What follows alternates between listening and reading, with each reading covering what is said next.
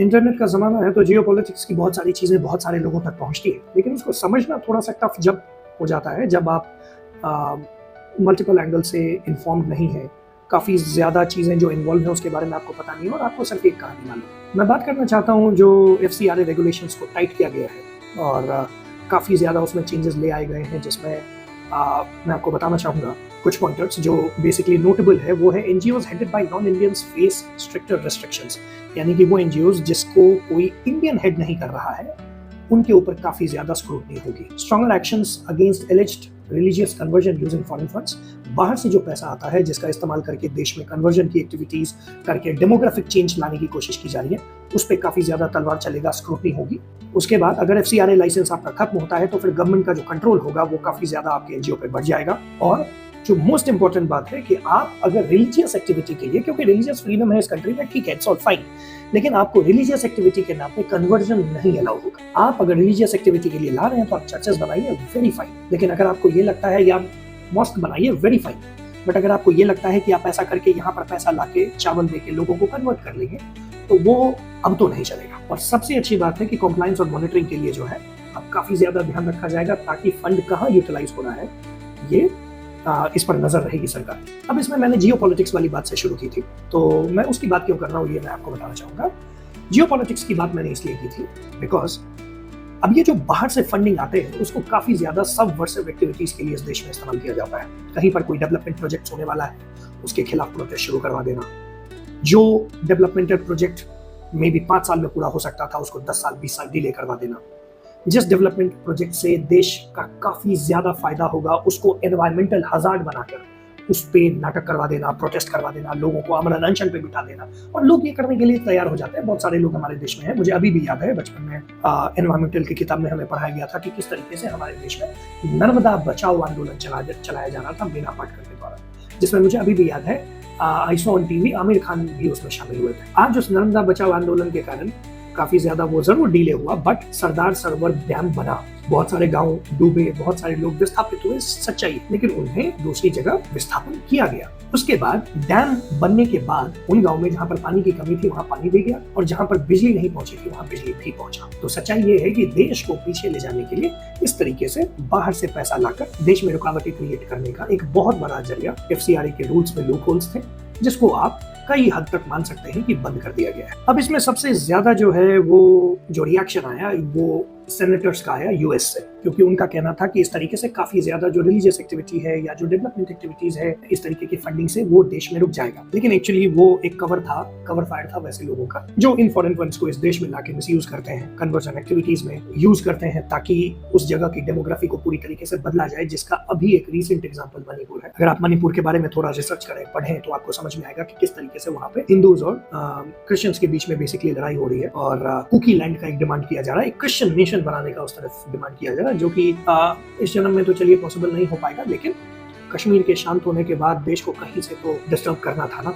तो मणिपुर में जो है आग लगाई गई, वहां पर लोगों को भड़काया गया और जो लोग दूसरी तरफ से लड़ रहे हैं, ऑफ कोर्स वो भी हमारे ही लोग हैं, हम उन्हें अपने तरीके से समझा लेंगे, इसमें कोई डाउट नहीं है। लेकिन किसी भी लड़ाई को सस्टेन करने के लिए पैसा चाहिए और ये पैसा इस तरीके से इसी लूपहोल का इस्तेमाल करके लगातार बाहर से आ रहा है, जिस पर अब काफी हद तक जो है रोक लग गई है, लग जाएगी और इस तरीके के लोगों को जो है टाइट किया जाए। एक हाल ही में इन्वेस्टिगेशन हुआ जिसमें टिमोथी इनिशिएटिव करके जो है इन्वेस्टिगेशन में पता चलता है कि किस तरीके से बाहर से एक फॉरेन नेशनल आकर टूरिस्ट वीजा घूमने के लिए इंडिया आता है और फिर करोड़ों रुपए के वर्थ का फॉरेन डेबिट कार्ड जो है इस देश में बांट देता है लगे, ताकि लेफ्ट विंग एक्सट्रीमिज्म का, प्रोटेस्ट का इस तरीके से देश में जो है बढ़ावा दिया जा सके पैसों का इस्तेमाल, तो ये नहीं होने दिया जा सकता। लेकिन फिर जो आम जनता है उस तक जब ऐसी बातें नहीं पहुंचती तो सबसे बड़ी प्रॉब्लम होती है कि वो सिर्फ और सिर्फ एक चश्मे से ऐसी चीजों को देख। अगर कन्वर्जन एक्टिविटी के लिए पैसे नहीं जाएंगे तो आम आदिवासी, जिनको हो सकता है चीजों की शायद उतनी समझ ना हो जितनी हमें हो, उन्हें कन्वर्ट करना आसान हो जाता है। उनके ही देश में जाके पूरे लोगों को उनके खिलाफ कर दिया जाता है और फिर चीजें डिस्टर्ब होती हैं और समाज में तनाव बढ़ता है और फिर प्रॉब्लम्स क्रिएट होती है। जैसे कि मणिपुर, मैं दोबारा कहता हूँ एक रीसेंट एग्जाम्पल, इससे पहले कश्मीर था। कश्मीर में पाकिस्तान से पैसे आ रहे हैं, कश्मीर में सऊदी अरेबिया से पैसे आ रहे हैं और यही कारण था पत्थरबाज जो थे वो 500 रुपए लेके दिन भर में पत्थरबाजी करने को तैयार, क्योंकि उन्हें लगता था कि पैसे कमाने का सबसे शॉर्टकट तरीका यही। चूंकि इंडिया में एक वेलफेयर गवर्नमेंट है तो वो कभी भी जान से तो नहीं ही मारेगी और यही कारण है, देश में अलग अलग जगह आप देखेंगे कि काफी ज्यादा कभी कभार जो डिस्टर्बेंस क्रिएट होता है वो इसी तरीके के फंडिंग से क्रिएट। आपको क्या लगता है कि पूरी तरीके से ये जो किसान आंदोलन था वो ऑर्गेनिक था? किसान अपने ट्रैक्टर्स में बड़े बड़े स्पीकर्स लगा के, एसी लगाकर और इस तरीके से गाड़ी को मॉडिफाई करके और दिल्ली में आके महीने, 4 महीने, 6 महीने बैठे रहे? वो बिना पैसों के बैठे रहे? या वो जो किसानी कर रहे थे उस पैसे से बैठे रह गए? नहीं, उस गलतफहमी से हमें बाहर आना पड़ा।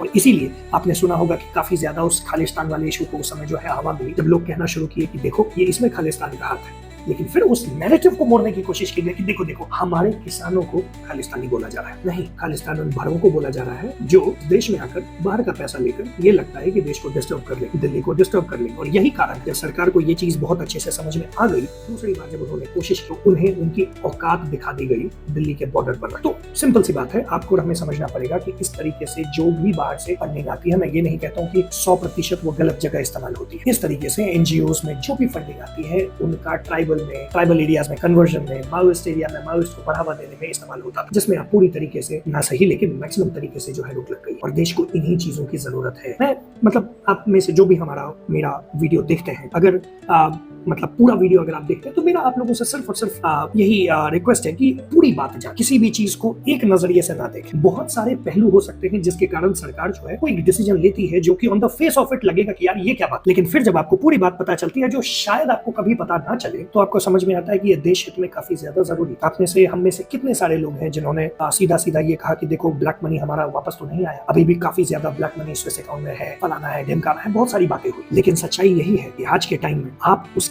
एक दूसरा पहलू भी जानते हैं कि किस तरीके से 60,000 से ज्यादा करोड़ रुपीस जो है वो इंडिया में इंजेक्ट होने को तैयार थे, जिसके कारण इकोनॉमी पूरी तरीके से ब्रेक डाउन कर। हो सकता है ये सिर्फ और सिर्फ कॉन्स्पिरेसी थ्योरी हो, लेकिन अगर आपको ये लगता है कि कोई एक वेलफेयर गवर्नमेंट इस तरीके का कोई डिसीजन ले लेगी जो सिर्फ और सिर्फ जनता को परेशान करने के लिए हो, उस गलतफहमी से आपको हमें भी बाहर आना पड़ेगा। FCRA के जो रूल्स टाइट हुए हैं वो बहुत सही हुए हैं। अमेरिका को मिर्ची लगी है, वैसे देशों को मिर्ची लगी है जो यहाँ की डेमोग्राफी को चेंज करने में लगे हुए हैं, रिलीजियस जो हमारा स्ट्रक्चर है उसको चेंज करने में लगे हुए हैं। और जब इस तरीके की बातें होती हैं तो आपको दिखेगा कि रिलीजियस फ्रीडम इंडेक्स में हम नीचे जा रहे हैं। और फिर आप थोड़ा सा जब इसके बारे में पता करते हैं तो आपको पता चलती है ये रिलीजियस फ्रीडम इंडेक्स जो है United states commission on international religious freedom की तरफ से निकाला जाता है। और ये पूरी तरीके से एक यूएस बॉडी है, इंटरनेशनल बॉडी नहीं, सिर्फ और सिर्फ यूएस बॉडी है। Its members are appointed by the US president and congressional leaders. तो ये आपके नहीं हो सकते, ये हमेशा आपके सामने एजेंडा पुश करेंगे, कहेंगे मुसलमानों के साथ गलत हो रहा है, क्रिश्चियंस के साथ गलत हो रहा है। अबे तू है कौन? इंडिया एक फ्री कंट्री है,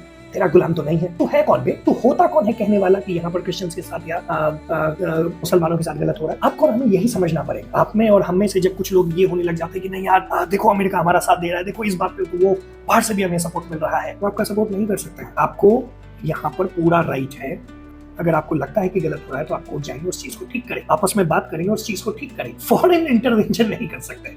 फॉरेन इंटरवेंशन करने पर उस फॉरेनर का भी हाथ तोड़ के पिछवाड़ा में डाल दिया जाएगा और इस तरीके की मदद लेने वाले जयचंदों का भी इलाज किया जाएगा। It is as simple as that. और इस देश का रिलीजियस स्ट्रक्चर सिंपल है कि Hindus are in majority and it will be kept like that. उसके लिए जो भी करना काफी ज्यादा लगेगा कि यार ये क्या बात हुई, नहीं यही बात, क्योंकि जहां पर भी इस तरीके से रिलीजियस इंबैलेंस हुआ वो देश पूरी तरीके से खत्म हो गए हैं और वो आगे बढ़ने के बदले उसमें लड़ना शुरू करते हैं, सिविल वॉर्स होता है और चीजें खराब होती है। इसका एक बहुत ताजा एग्जांपल लेबनान है। यहाँ पे रिलीजियस इंबैलेंस कुछ इस तरीके का है कि पूरा देश बिना टूटे 2 टुकड़े में बटा हुआ है। आधे टेररिस्ट भरे हुए हैं और आधे ऐसे लोग हैं जो कहते हैं कि हमें कोई ऐसा तो नहीं चलेगा, कम से कम भारत में तो नहीं चलेगा। हर उस साल से ऐसी कोशिश कर ली गई, हर उस साल से जब नहीं कर पाए तो अब क्या? भारत हमेशा आगे बढ़ेगा, इस तरीके से बढ़ेगा और इस तरीके से जो भी षड्यंत्र देश के खिलाफ होगा सही तरीके से इलाज किया जाएगा।